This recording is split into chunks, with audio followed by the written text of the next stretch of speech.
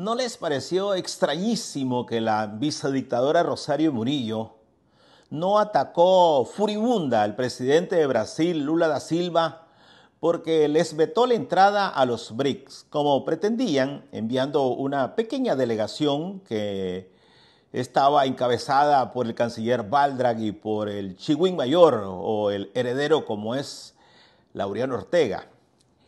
Todos esperamos una reacción violentísima, sobre todo porque ambos países rompieron relaciones tras aquella ofensiva, aquellos insultos del dictador Daniel Ortega sobre Lula, a quien le dijo arrastrado y que era un agente de Estados Unidos. Simplemente por defender a Maduro, porque Lula se ha negado todo este tiempo de reconocer el fraude del también dictador de Venezuela. A los BRIC, acertadamente el investigador Manuel Orozco le llama el club de los dictadores, porque todos con algunas excepciones, los que están por ahí, los mandatarios, son dictadores, violadores de los derechos humanos. Pues bien, entonces, ¿por qué fue que no se desquitó como sí lo están haciendo desde Venezuela, tanto Maduro como la Cancillería, como la Fiscalía y el resto de jerarcas chavistas que le están diciendo de todo y han distribuido una serie de memes en donde aparece disfrazado y vestido con los colores de la bandera de Estados Unidos Lula? Están reclamando y hasta comparándolo con Jair Bolsonaro, su rival en Brasil. Pues entonces los Ortega y Murillo se han quedado calladitos. Un día después de que se supo que la opinión pública comentó mucho sobre la humillante derrota de los Ortega y Murillo allá en Rusia, pues Rosario habló, pero reconoció el papel que juega el dictador de Rusia y el dictador de China. Dijo que era un organismo emergente de las economías y que ya no se iba a depender del dólar, del imperio, de los organismos financieros. Ahora ya conocemos las razones por las cuales se han quedado callados en contra de Lula.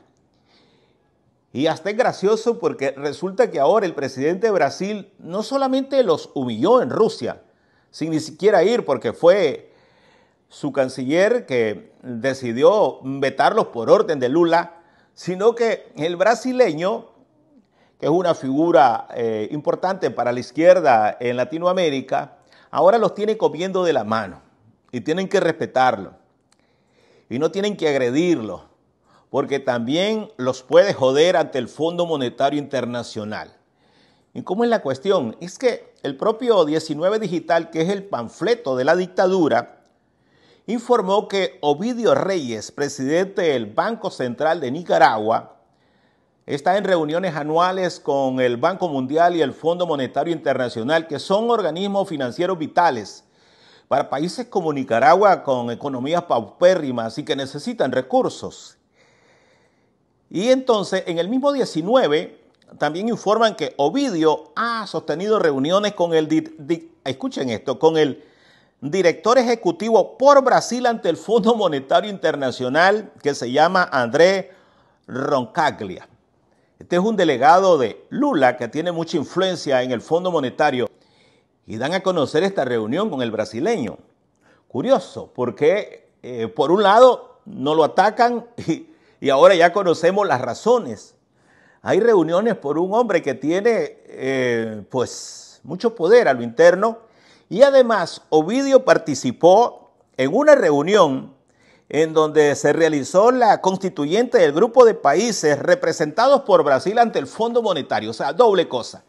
Nicaragua está en ese grupo de países que es representado por Brasil y obviamente le andan haciendo pleitesía, no se quieren pelear porque se quedarían sin Beatriz, sin retrato, sin los BRICS y sin los recursos del Fondo Monetario y del Banco Mundial, a quien la dictadura vive satanizando y vive diciéndole a sus simpatizantes que los BRICS es la gran solución para no seguir dependiendo de las políticas económicas de estos dos organismos que han sido vitales. Incluso llegan a aprobarle y hasta hablan bien de la economía de Nicaragua. en una grosería y en una actitud que nos lastima, porque hasta han reconocido de que las remesas, cuando es cruel, dar como soporte que las remesas están manteniendo la economía, cuando es el mismo régimen el que empuja, obliga a los nicaragüenses, porque en Nicaragua no hay esperanzas a marcharse y desde allá empezar a inyectarle con remesas a la economía de Nicaragua. Ellos necesitan. ¿Y dónde quedan las bravuconadas, las frases, aquellos discursos donde quieren aparentar firmeza, quieren aparentar dignidad, que no se arrodillan ante nadie? Pues ahora resulta que sabemos que Lula no solamente los humilló, sino que los tiene calladitos y comiendo de la mano, porque también los puede fregar en el Fondo Monetario.